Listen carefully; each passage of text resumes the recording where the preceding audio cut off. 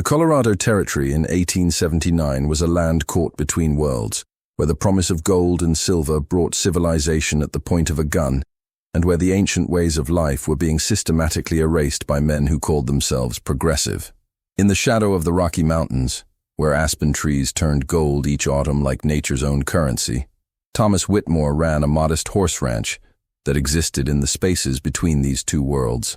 Thomas was 43 years old and carried himself with the quiet dignity of a man who had found peace after war. His left leg bore the permanent reminder of a Confederate bullet from Gettysburg, leaving him with a limp that became more pronounced in cold weather.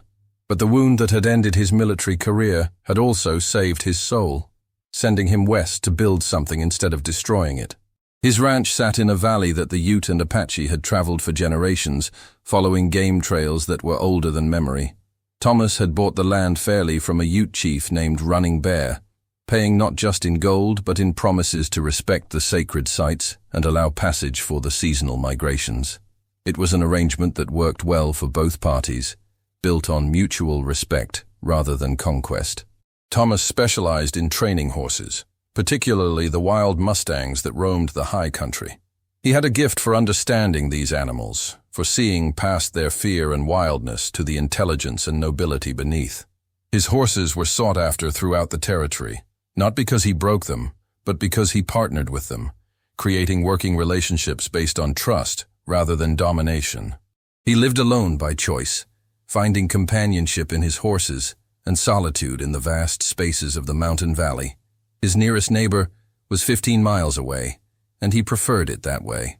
The war had taught him that people in groups often became something uglier than they were individually, and he had seen enough ugliness to last several lifetimes. It was on a morning in early September when his solitary life was interrupted by the arrival of visitors who would change everything. Thomas was working with a particularly challenging stallion in his training corral when he heard the wagons approaching. The sound of wheels and harnesses carried clearly in the thin mountain air, along with voices that spoke with the authority of official business. He finished his session with the horse, patting the animal's neck and speaking softly to calm it, before turning to see who had come calling. 3 wagons had pulled into his yard, drawn by sturdy draft horses and loaded with supplies, equipment, and passengers. The lead wagon bore the seal of the Bureau of Indian Affairs, and the man who climbed down from the driver's seat wore the dark suit and rigid bearing of a federal bureaucrat. Behind him came a woman in severe black dress, and a younger man who carried himself with military precision, despite wearing civilian clothes. The bureaucrat approached with the measured stride of someone accustomed to having his presence command attention. He was a thin man with graying hair and sharp features, wearing spectacles that reflected the morning sun like tiny mirrors. "Mr. Whitmore, I presume," he said, extending a hand that felt soft and cold when Thomas shook it. "I am Commissioner Bradley from the Bureau of Indian Affairs. This is Miss Patterson from the Carlisle Indian School and Mr. Davis, our field supervisor." Thomas nodded politely, but his eyes were already moving past the officials to the 3rd wagon, where he could see movement behind the canvas cover. Something about the way that wagon sat heavy on its wheels and the occasional glimpse of iron bars suggested that it carried cargo more precious and more dangerous than supplies. "What brings the Bureau to my ranch, Commissioner?" Thomas asked, keeping his voice neutral despite the unease growing in his chest. Bradley smiled with the satisfaction of a man who had good news to deliver. "Progress, Mr. Whitmore. The march of civilization and the redemption of savage souls. We understand you have had arrangements with local Indian tribes regarding passage through your land." "I have agreements based on mutual respect," Thomas replied carefully. "Legal agreements, properly documented with the territorial authorities." "Yes, well, circumstances have changed. The Apache have become increasingly hostile throughout the territory, and the military has determined that all Indians must be relocated to designated reservations for the safety of all concerned." Miss Patterson stepped forward, her voice carrying the crisp authority of an educator accustomed to dealing with unruly children. "The savages must be civilized, Mr. Whitmore. That is the burden and the blessing of Christian people. We have developed proven methods for transforming these primitive souls into productive members of society."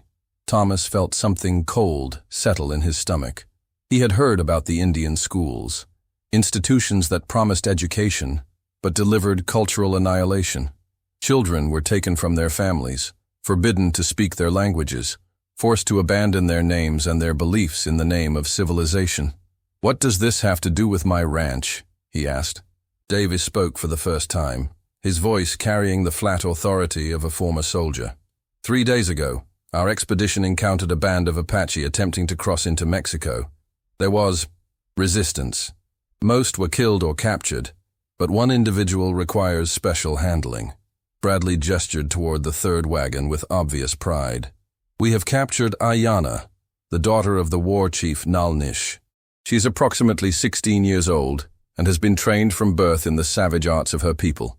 However, Miss Patterson believes she can be reformed, transformed into a proper Christian woman." Thomas looked again at the wagon, now understanding why it sat so heavily and why glimpses of iron were visible through the canvas. They were transporting a human being like cargo, like a dangerous animal that needed to be contained. "Why are you telling me this?"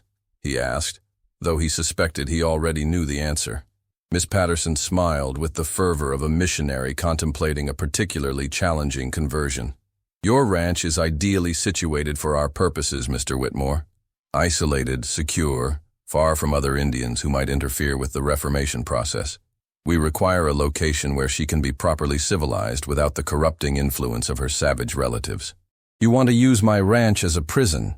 "Not a prison," Bradley corrected smoothly. "A school. A place of transformation. The girl will work here under proper supervision, learning the habits of civilized life. In exchange, you will be compensated handsomely by the government for your patriotic service." Thomas felt anger building in his chest, but he kept his voice level. "And if I refuse?" Davis stepped closer, his hand resting casually on the pistol at his hip. "The government has the authority to requisition private property in times of national emergency, Mr. Whitmore. The Apache situation certainly qualifies. It would be much simpler if you cooperated voluntarily." The threat was clear enough, wrapped in legal language but unmistakable in its intent. Thomas was being given a choice that was not really a choice at all. He could cooperate and be paid for his compliance, or he could refuse and have his ranch taken anyway. But there was something else, something that made his decision for him. From the direction of the third wagon came a sound that cut through all the official language and bureaucratic justifications, the soft crying of someone who had lost everything and expected to lose more. "I want to see her," Thomas said quietly. Bradley and Miss Patterson exchanged glances. "I'm not sure that's wise," the commissioner said. "She is quite wild, potentially dangerous. Miss Patterson has sedatives if needed, but I want to see her," Thomas repeated, his voice carrying the authority of a man standing on his own land. Reluctantly, Davis led him to the third wagon and unlocked the heavy padlock that secured the canvas flap. When he pulled it back, Thomas had to clench his fists to keep from reaching for his gun. The girl inside was shackled hand and foot with iron chains that bore the stains of old blood. She sat hunched in the corner of the wagon bed, her long black hair hanging in matted tangles around her face. Her dress, once beautiful buckskin decorated with intricate beadwork, was torn and filthy. But worst of all were her eyes, dark and fierce and utterly without hope. She looked up when the canvas opened, and Thomas saw intelligence there, and dignity, and a pain so deep it seemed to have carved channels in her young face. This was no wild savage. This was a human being who had been caged and tormented, and was now being transported to further torment in the name of civilization. "Jesus Christ," Thomas whispered, the words escaping him before he could stop them. "Language, Mr. Whitmore," Miss Patterson said sharply. "The savage is already contaminated with heathen beliefs. She needs to hear only proper Christian discourse." Thomas looked at the girl, Ayana, and saw her watching him with the wariness of a creature that had learned to expect pain from all human contact. But there was something else in her eyes, a spark of curiosity about this new person who had reacted to her condition with shock rather than satisfaction. "How long has she been chained like this?" Thomas asked. "Since her capture," Davis replied matter-of-factly. "She attempted to escape twice and injured 2 soldiers. The restraints are necessary for everyone's safety." Thomas could see rope burns on her wrists where the shackles had rubbed, and older scars that suggested this was not the first time she had been bound. Her lips were cracked from thirst, and there were dark circles under her eyes that spoke of sleepless nights and constant fear. "Remove the chains," Thomas said. "Absolutely not," Miss Patterson replied immediately. "The savage cannot be trusted.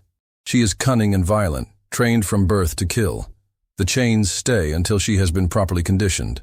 Thomas looked back at Ayanna, this 16-year-old girl who was supposed to be so dangerous that she required iron restraints.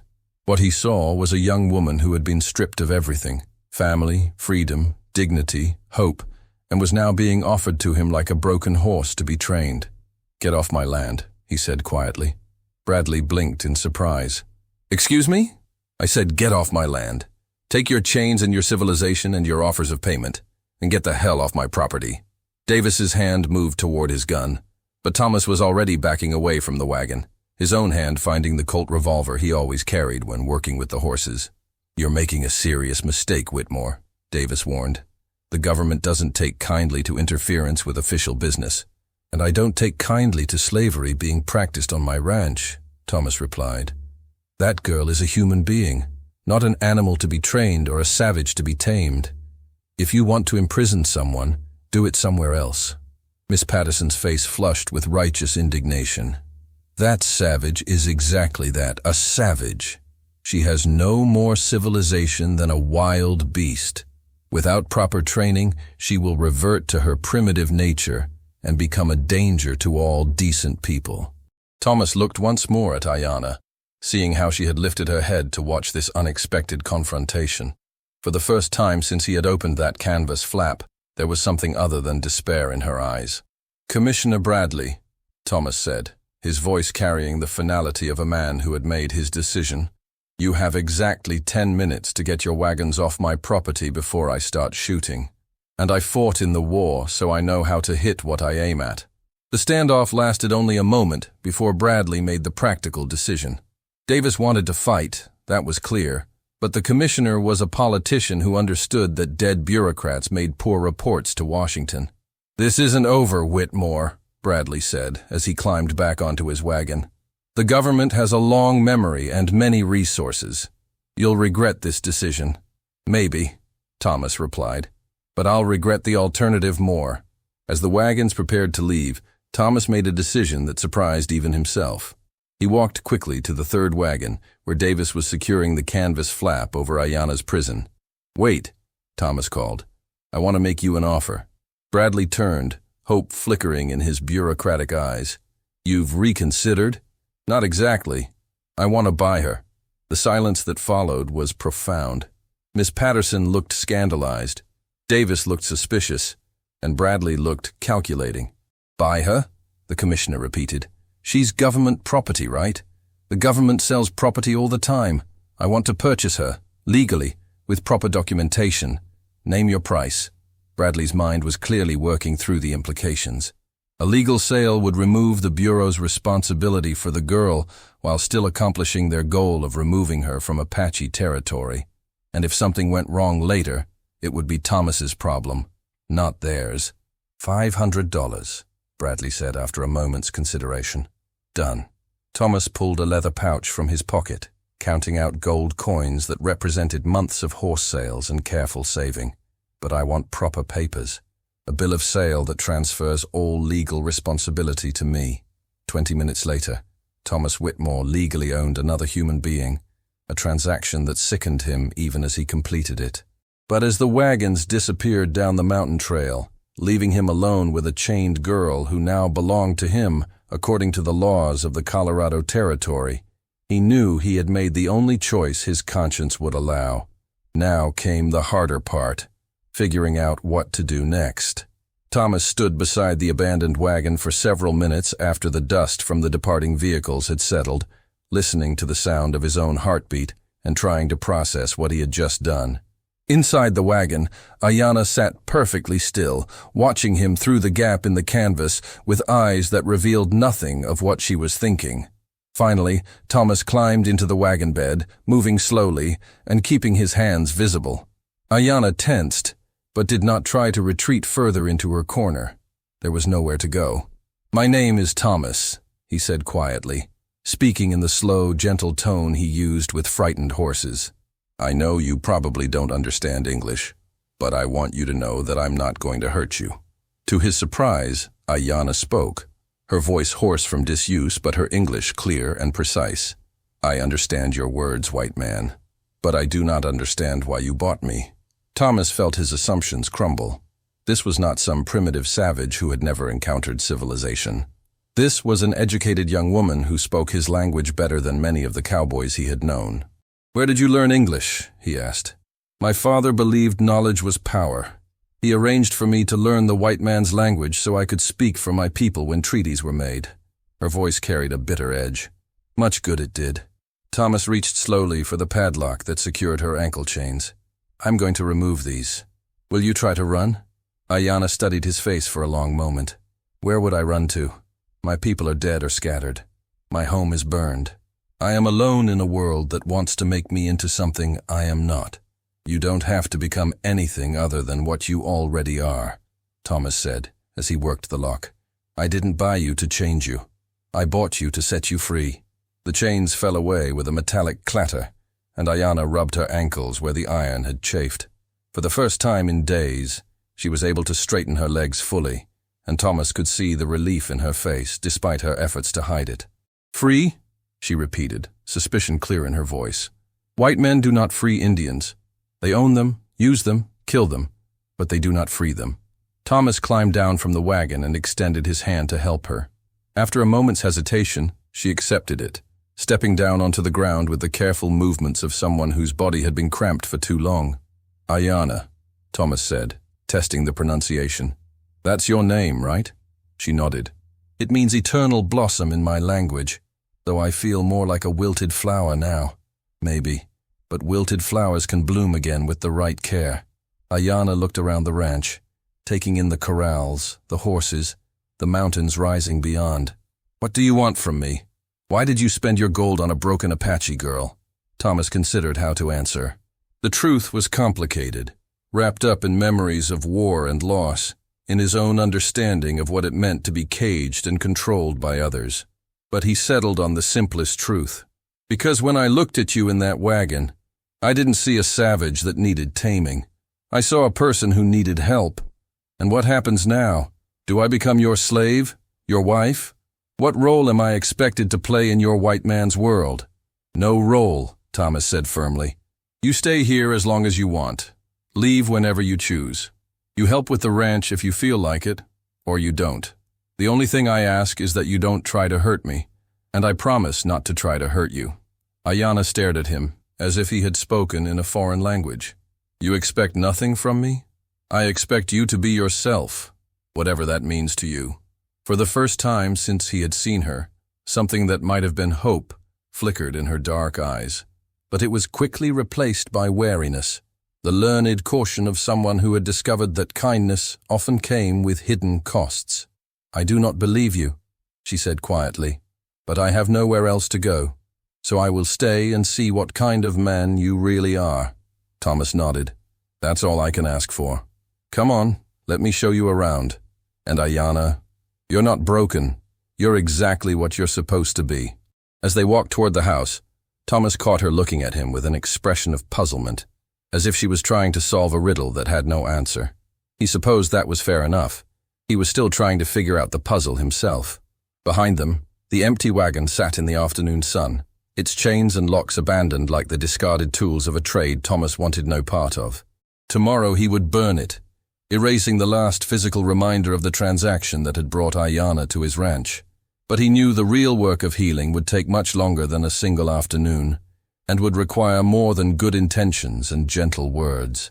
It would require patience, respect, and the kind of faith that both of them had lost, but might somehow find again in the quiet spaces between the mountains, where broken things sometimes learned to bloom again. 3 months passed like seasons in miniature. Ayanna moved through Thomas's ranch like a careful ghost, helping where she could, but never quite believing in the safety he offered. She slept in the small cabin he had built for her, ate meals he prepared without complaint, and slowly began to trust that his kindness came without hidden costs. Thomas watched her work with his horses, and marveled at her natural understanding of the animals. Where he used patience and persistence, she seemed to communicate through something deeper, a language of movement and breath that transcended words.